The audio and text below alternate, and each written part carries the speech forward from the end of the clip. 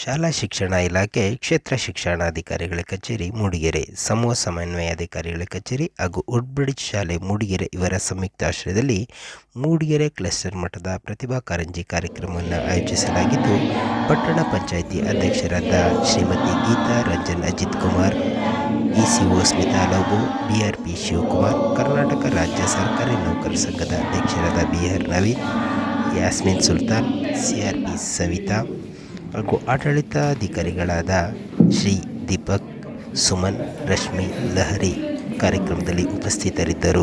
ಶಾಲಾ ವಿದ್ಯಾರ್ಥಿಗಳು ಉದ್ಘಾಟನಾ ಕಾರ್ಯಕ್ರಮದಲ್ಲಿ ಭಾಗವಹಿಸಿದ್ದರು.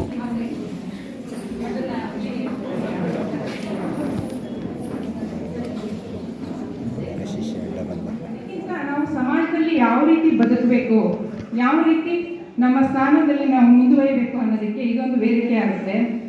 ಹುಟ್ಟಬೇಕಾದ್ರಿಂದನೂ ಪ್ರತಿಭೆ ಇರುತ್ತೆ, ಅದನ್ನ ಪೋಷಕರು ಪೋಷಿಸಬೇಕು, ಬೆಳೆಸಬೇಕು.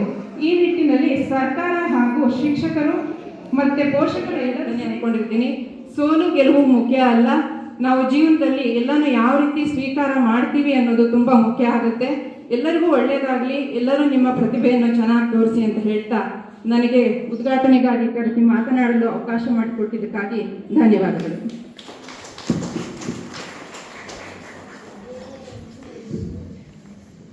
ವಿದ್ಯಾಭ್ಯಾಸದ ಜೊತೆಗೆ ಮಕ್ಕಳ ಮುಂದಿನ ಭವಿಷ್ಯಕ್ಕೆ ಒಳ್ಳೆಯ ಹಿತನುಡಿಗಳನ್ನು ಹೇಳಿದಂತಹ ಗೀತಾ ಅಜಿತ್ ರಂಜನ್ ಕುಮಾರ್ ಅವರಿಗೆ ಧನ್ಯವಾದಗಳು.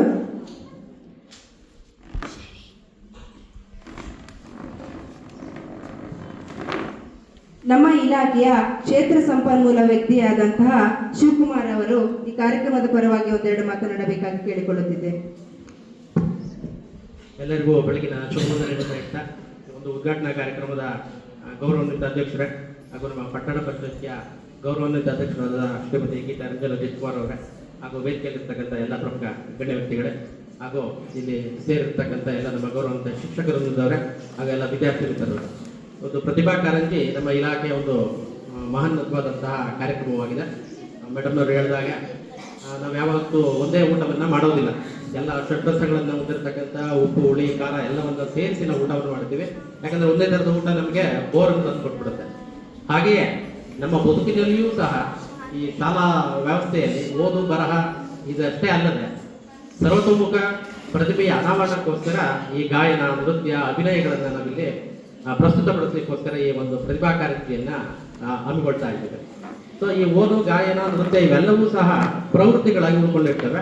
ಸೊ ನಾವು ಯಾರು ವೇದಿಕೆಯಲ್ಲಿ ನಾವು ಡ್ಯಾನ್ಸ್ ಮಾಡಲ್ಲ, ಹಾಡು ಹೇಳಲ್ಲ ಅಂದರೂ ಸಹ ನಾವು ಒಬ್ಬೊಬ್ಬರು ಇದ್ದಾಗ ಒಂದು ಡ್ಯಾನ್ಸ್ಗಳನ್ನಾಗಲಿ ಅಥವಾ ಹಾಡುಗಳನ್ನಾಗಲಿ ಅಥವಾ ಬಾತ್ರೂಮ್ ಸಿಂಗರ್ಗಳಾಗಿಯೂ ಸಹ ನಾವು ಪ್ರಯತ್ನವನ್ನು ಪಡ್ತಾ ಇರ್ತೀವಿ. ಯಾಕಂದರೆ ಅದು ನಮಗೆ ಮನಸ್ಸಿಗೆ ಉಲ್ಲಾಸವನ್ನು ತಂದುಕೊಡ್ತಕ್ಕಂಥ ಚಟುವಟಿಕೆಗಳಾಗಿರ್ತವೆ. ಸೊ ಈ ಪ್ರವೃತ್ತಿಗಳು ಕೇವಲ ಮನಸ್ಸಿಗೆ ಉಲ್ಲಾಸವನ್ನು ತಂದುಕೊಡ್ತಾ ಹಾಗೆ ಉಳಿತವ ಇಲ್ಲ, ಅದು ಸಹ ನಮ್ಮನ್ನು ವೃತ್ತಿಯನ್ನಾಗಿ ಮಾಡಿಕೊಂಡು ಅದರಲ್ಲೂ ಸಹ ಸಾಧನೆ ಮಾಡಲಿಕ್ಕೆ ವಿಪುಲವಾದ ಅವಕಾಶಗಳು ನಮ್ಮ ಸಮಾಜದಲ್ಲಿ ಇದೆ. ಹಾಗಾಗಿ ಈ ಓದು ಅಥವಾ ಗಾಯನ, ನೃತ್ಯ, ಅಭಿನಯ ಇವೆಲ್ಲವೂ ಸಹ ಪ್ರವೃತ್ತಿಗಳಾಗದೆ ನಿಮ್ಮ ವೃತ್ತಿ ಬದುಕಿಗೂ ಸಹ ಒಂದು ಉತ್ತಮ ಸಾಧನೆ ಮಾಡಲಿಕ್ಕೆ ಅವಕಾಶಗಳನ್ನು ಕೊಡಲಿ ನಿಮಗೆ ಅಂತ ಹೇಳ್ತಾ ಇದ್ದೇನೆ. ಹಾಗೂ ನಮ್ಮ ವಿದ್ಯಾರ್ಥಿ ಮಿತ್ರರು ಇದ್ದಾರಲ್ಲ, ಸೊ ನೀವು ತುಂಬ ಪ್ರಾಕ್ಟೀಸನ್ನು ಮಾಡಿಕೊಂಡು ಇವತ್ತು ಪ್ರಶಸ್ತಿಯನ್ನು ಪಡಿಲೇಬೇಕು, ಇಲ್ಲಿಂದ ತಾಲೂಕು ಮಟ್ಟಕ್ಕೆ, ತಾಲೂಕಿಂದ ಜಿಲ್ಲಾ ಮಟ್ಟಕ್ಕೆಲ್ಲ ಹೋಗ್ಬೇಕು ಅನ್ನೋ ಕನಸುಗಳನ್ನ ಇಟ್ಕೊಂಡು ಬಂದಿದ್ದೀರಿ. ನಮ್ಮ ಮಕ್ಕಳೇ, ನೀವು ತುಂಬ ಚೆನ್ನಾಗಿ ಪ್ರಾಕ್ಟೀಸ್ ಮಾಡಿದ್ದೀರಿ. ಆದರೆ ಗೆಲ್ಲವರು ಮಾತ್ರ ಪ್ರಥಮ, ದ್ವಿತೀಯ, ತೃತೀಯ ಅಂತ ಒಂದು 3 ವಿದ್ಯಾರ್ಥಿಗಳನ್ನು ಇಲ್ಲಿ ಎಲ್ಲ ನಮ್ಮ ತುಂಬ ಎಕ್ಸ್ಪೀರಿಯನ್ಸ್ ಆಗಿರೋ ಟೀಚರ್ಸ್ಗಳು ತೀರ್ಪುಗಾರರಾಗಿ ಬಂದವರನ್ನು ಪ್ರಶಸ್ತಿಯನ್ನು ಕೊಡ್ತಾರೆ.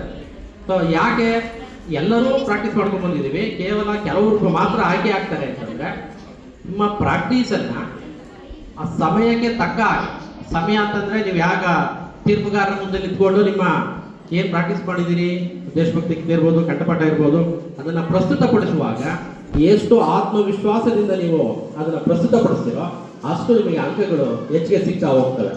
ಗೆಲುವಿನ ಮಂತ್ರ ಆತ್ಮವಿಶ್ವಾಸ ಆಗಿರುತ್ತೆ. ನಿಮ್ಗೆ ಎಷ್ಟು ಪ್ರಾಕ್ಟೀಸ್ ಮಾಡಿರ್ತೀರಿ, ಜೊತೆಗೆ ಅದನ್ನು ಆತ್ಮವಿಶ್ವಾಸದಿಂದ ಪ್ರಸ್ತುತಪಡಿಸ್ತೀರಿ, ಅದು ನಿಮಗೆ ಪ್ರಶಸ್ತಿಯನ್ನು ಮುಂದಿನ ಹಾದಿಗೆ ಕಂಡುಕೊಳ್ಳತಕ್ಕಂಥ ಒಂದು ಮೈಲಿಗಲ್ಲಾಗುತ್ತೆ ಅನ್ನೋ ಮಾತನ್ನು ಹೇಳ್ತಾ, ಹಾಗೆ ನಾವು ಬೇರೆ ಇನ್ನೊಂದು ಕಾರ್ಯಕ್ರಮಕ್ಕೆ ಹೋಗ್ಬೇಕಾಗಿರೋದ್ರಿಂದ ವೇದಿಕೆಯ ಗೌರವಾನ್ವಿತ ಅಧ್ಯಕ್ಷರಿಗೆ ನಾವು ಇಲ್ಲಿಂದ ತೆರಳಲಿಕ್ಕೆ ಅನುಮತಿ ನೀಡಬೇಕು ಅಂತ ಅವ್ರನ್ನ ಕೇಳ್ತಾ ಮಾತಾಡಲಿಕ್ಕೆ ಅವಕಾಶ ಕೊಟ್ಟಿದ್ದಕ್ಕಾಗಿ ತಮ್ಮೆಲ್ಲರಿಗೂ ವಂದಿಸುತ್ತಾ ನನ್ನ ಮಾತು ನಮಸ್ಕಾರ.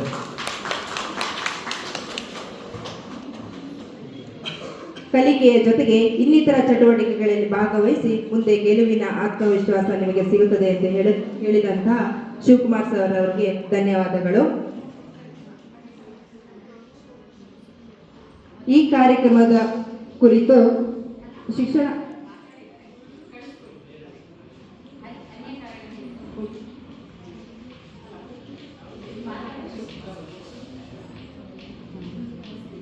ಶಿಕ್ಷಣ ಸಂಯೋಜಕರಾದಂತಹ ಸ್ಮಿತಾ ಮ್ಯಾಮ್ ಮತ್ತು ಶಿವಕುಮಾರ್ ಸರ್ ಕಾರಣಾಂತರಗಳಿಂದ ಬೇರೊಂದು ಕೆಲಸಕ್ಕೆ ಹೋಗಬೇಕಾಗಿದೆ. ಆದ್ದರಿಂದ ನಮ್ಮ ಶಾಲಾ ಪರವಾಗಿ ಈ ಒಂದು ಚಿಕ್ಕ ಕಿರುಕಾಣಿಯನ್ನು ತೆಗೆದುಕೊಂಡು ಹೋಗಬೇಕಾಗಿ ಕೇಳಿಕೊಳ್ಳುತ್ತಿದ್ದೇನೆ. ಮಕ್ಕಳಲ್ಲಿರುವ ಸುಪ್ತ ಪ್ರತಿಭೆಯನ್ನು ಅನಾವರಣಗೊಳಿಸುವಲ್ಲಿ ಪ್ರತಿಭಾ ಕಾರಂಜಿಯಂಥ ಕಾರ್ಯಕ್ರಮಗಳು ನಡೆಯುತ್ತಿದ್ದು, ವಿದ್ಯಾರ್ಥಿಗಳು ಪಠ್ಯದ ಜೊತೆಗೆ ಸಹಪಠ್ಯ ಚಟುವಟಿಕೆ ತೊಡಗಿಸಿಕೊಂಡರೆ ಓದುವ ಸಮಯದಲ್ಲಿ ಏಕಾಗ್ರತೆ ಮೂಡುತ್ತದೆ ಎಂದು ಅಭಿಪ್ರಾಯಪಟ್ಟರು.